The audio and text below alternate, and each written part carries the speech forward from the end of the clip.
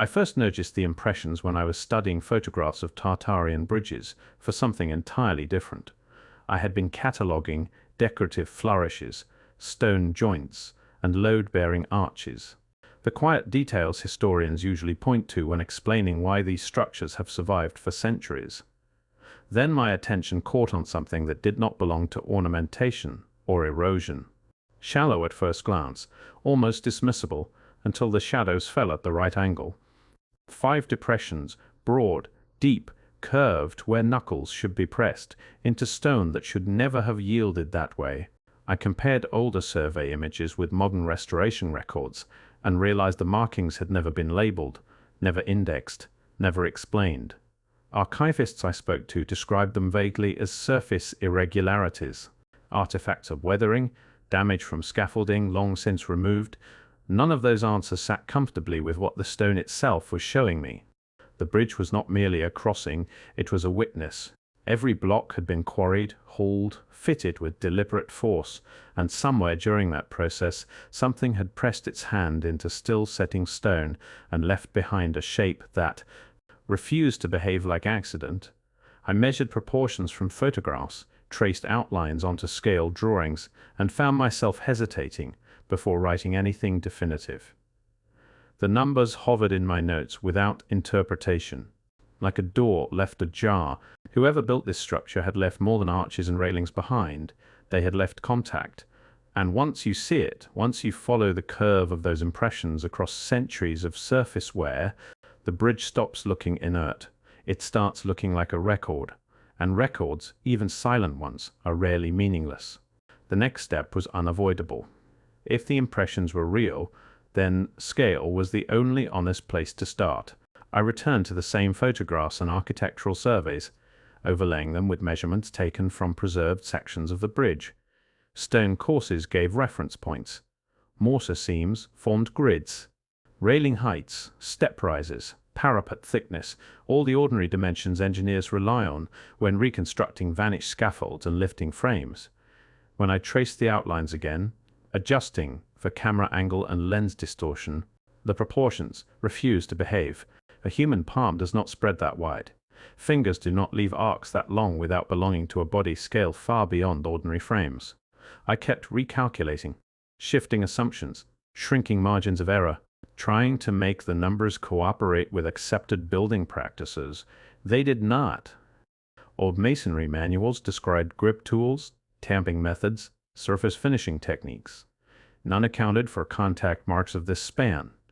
Survey records listed block weights that would require multiple workers using pulleys and sledges, yet the curves in the stone suggested a single downward press, broad and confident, as though leverage had never been an issue at all. Stonemasons appeared only as signatures in payroll books. Engineers surfaced as initials beside load diagrams.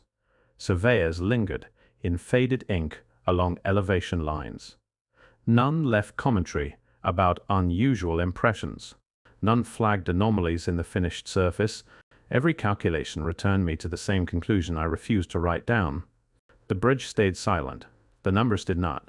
To see whether the impressions truly belonged outside accepted explanations, I stepped backward in time and into the official story of how Tartarian bridges were built. Quarry ledges, municipal construction permits, 19th century engineering manuals. They described teams of laborers working in shifts, sledges, and rollers hauling blocks into place.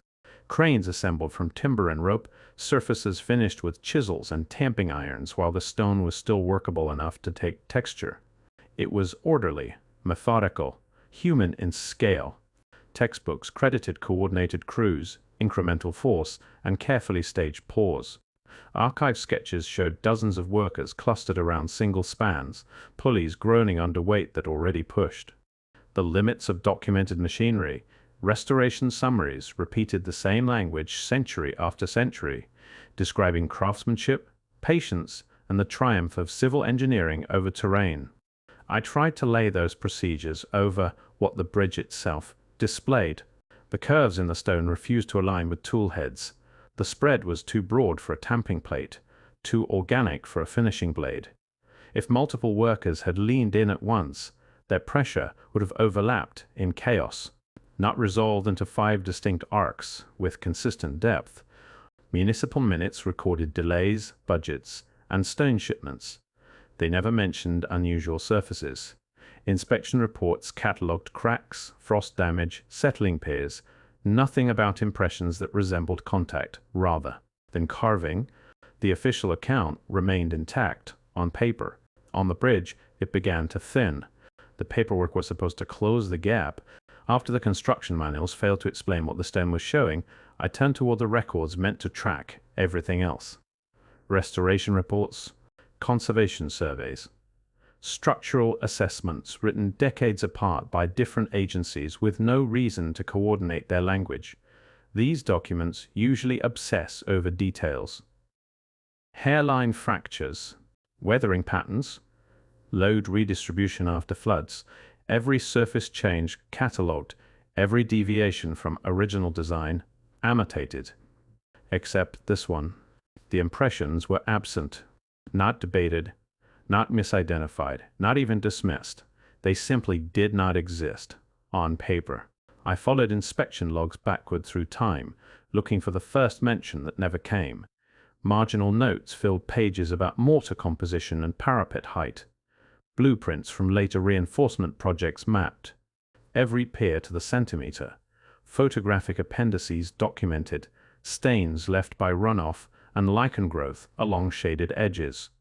Where the ham-shaped depressions lay, there was blankness. Curators surfaced only as signatures at the bottom of forms. Archivists appeared as initials beside accession numbers. Their presence was procedural, distant, stripped of commentary. The silence felt uniform, not accidental. The kind produced when something is passed over so routinely that it stops registering as omission. I returned to the bridge again, tracing the same contours I had measured before, now with lists of things inspectors considered worth recording in mind. Hairline cracks mattered.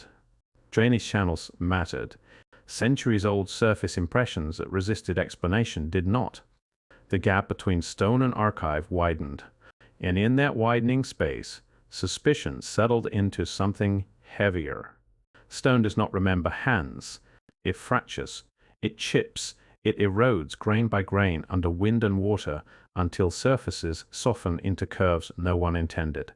What it does not do is compress under pressure and hold that compression in detail for centuries unless something extraordinary happened while it was still workable. That was the problem I kept returning to. The bridge was built from a dense, regional limestone, quarried in blocks heavy enough to challenge modern lifting rigs. Geological surveys described slow-setting material resistant to deformation once exposed to air. In ordinary conditions, even repeated hammer blows leave sharp-edged scars rather than the smooth, rounded cavities I was studying. I read fracture charts, compression thresholds, load distribution tables used by structural engineers when calculating pier collapse.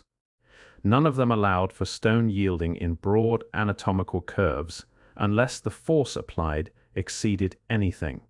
Documented for hand-driven labor, material scientists had published experiments on plastic deformation in sedimentary rock under extreme pressure, hydraulic presses, industrial loads, controlled laboratory environments. Their conclusions were cautious, technical, careful to avoid speculation. What they demonstrated, again and again, was how difficult it was to produce impressions of that depth without machinery designed specifically to crush. And yet, here they were, 5 depressions, even spacing, subtle tapering at the ends that suggested joints rather than tools. Pressure distributed unevenly, as though weight had shifted mid-contact. I ran through every alternative that would shrink the implication. Soft mortar layers beneath surface courses, post-construction weathering that exaggerated shadow marks into deeper cavities, repairs that blended over earlier damage. None accounted for the geometry. None explained why the surrounding stone remained crisp, while those hollows retained a smoothness that belonged to something pressed, not carved. Physical law was not accusing anyone. It was simply refusing to cooperate, and the only variable left unaccounted for was scale. After geology refused to absorb the anomaly, I turned to the people who were supposed to have been there. Construction leaves paper trails, payroll ledgers, crew rosters, temporary housing permits, census tallies that swell when projects begin and shrink when scaffolds come down. Tartarian municipal archives preserve thousands of such fragments, enough to reconstruct seasonal labor patterns with unsettling precision. Names blurred into totals, totals collapsed into margins of error. But they were there, except where this bridge was concerned. I followed tax rolls through the decade of its construction and found only modest fluctuations, nothing that matched the manpower required to maneuver stone blocks of that size. Port records showed shipments of timber and rope, but no surge in provisions that would accompany hundreds of workers arriving at once. Parish registries recorded births, deaths, marriages, the quiet arithmetic of settlement life. None hinted at a transient population large enough to account for the span rising over the river. The absence was not dramatic. It was administrative. Labor manifests listed crews that felt too small. Census summaries rounded populations that should have spiked. Temporary barracks never appeared on zoning maps. I kept circling back to the same carved surface, to those impressions that refused to behave like tool marks, and asking how many bodies would be required to put them there using documented methods. The records did not argue back. They simply failed to answer. Stone held contact, the paper held nothing at all, and the gap between them widened into something that felt less like oversight and more like erasure in its earliest, quietest form. Once the records began thinning around a single bridge, the responsible move was to assume coincidence. Once they thinned around several, coincidence stopped being a useful word.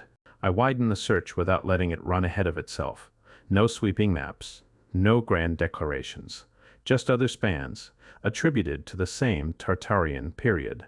River crossings in provincial towns, arched stone causeways buried beneath later paving, retaining walls that carried traffic long after their designers had disappeared into footnotes. In a handful of restoration photographs, I noticed depressions that shared the same quiet geometry. Broad curves pressed where stone should have fractured.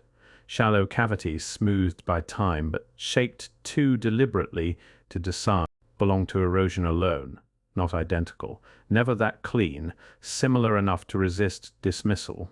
Inspection reports followed the same pattern I had already learned to expect. Surface wear acknowledged, structural fatigue noted, decorative irregularities waved away with professional efficiency. None of them lingered where I would have stopped. I began laying images side by side, scaling parapets, matching block courses, tracing hand-width arcs across unrelated structures separated by hundreds of kilometers and decades of documentation. The same question surfaced each time, uninvited and persistent. How many unrelated accidents does it take before repetition becomes a signal?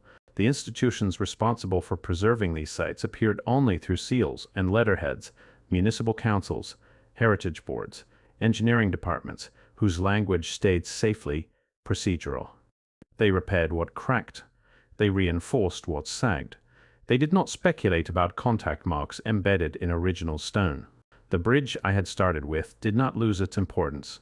It gained context.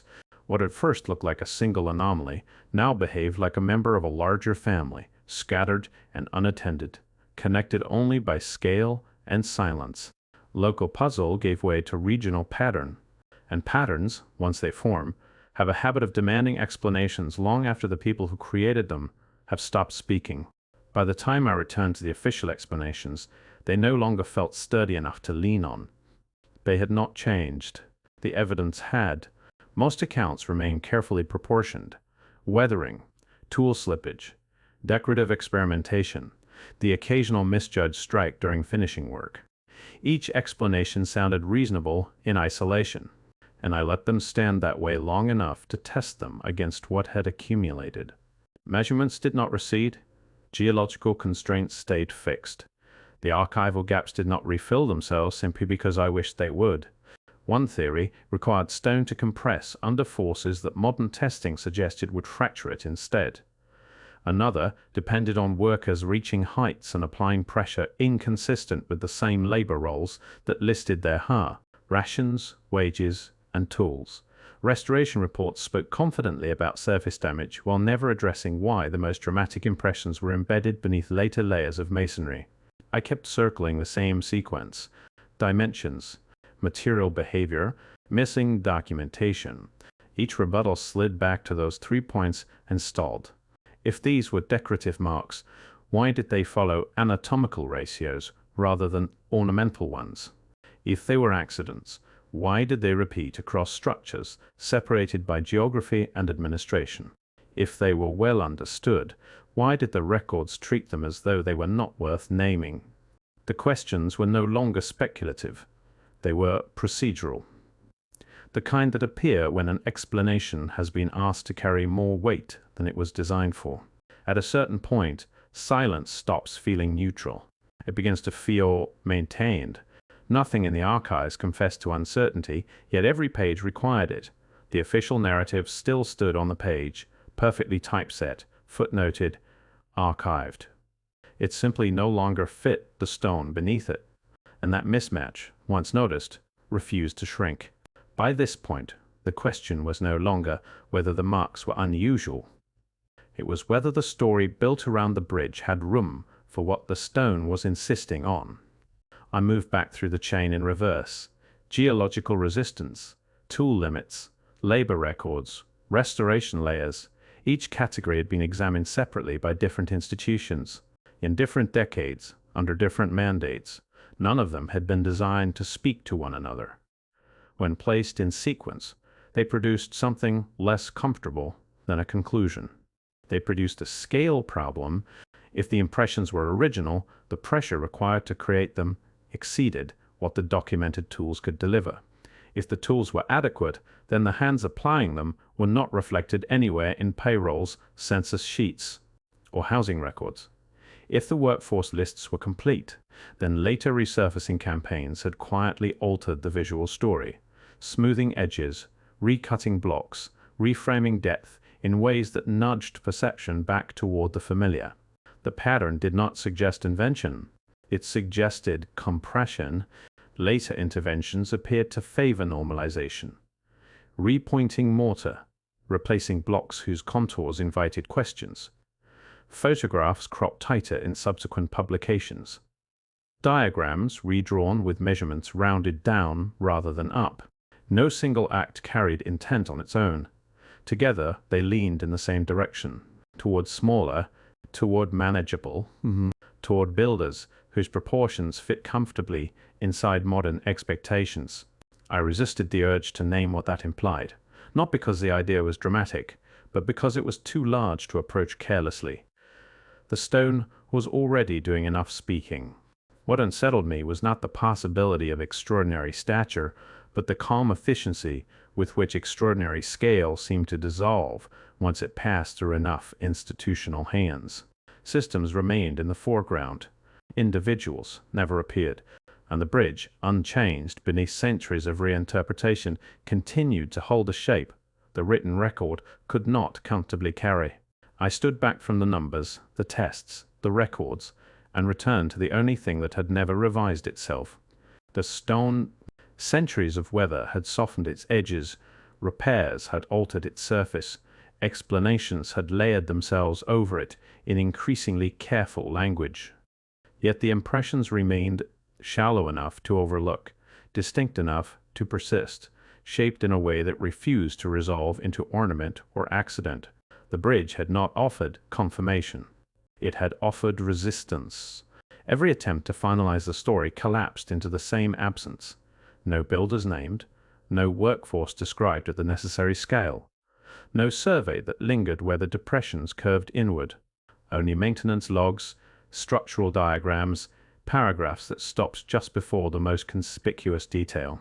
I found myself asking a single restrained question, one I could not make smaller.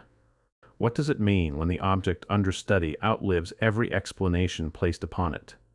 The hand-shaped voids remained embedded in their courses, quiet and unyielding, mirrored in other structures, scattered across the same forgotten networks of construction. not proof, something more difficult, a space in the record shaped exactly like what no one seems prepared to describe.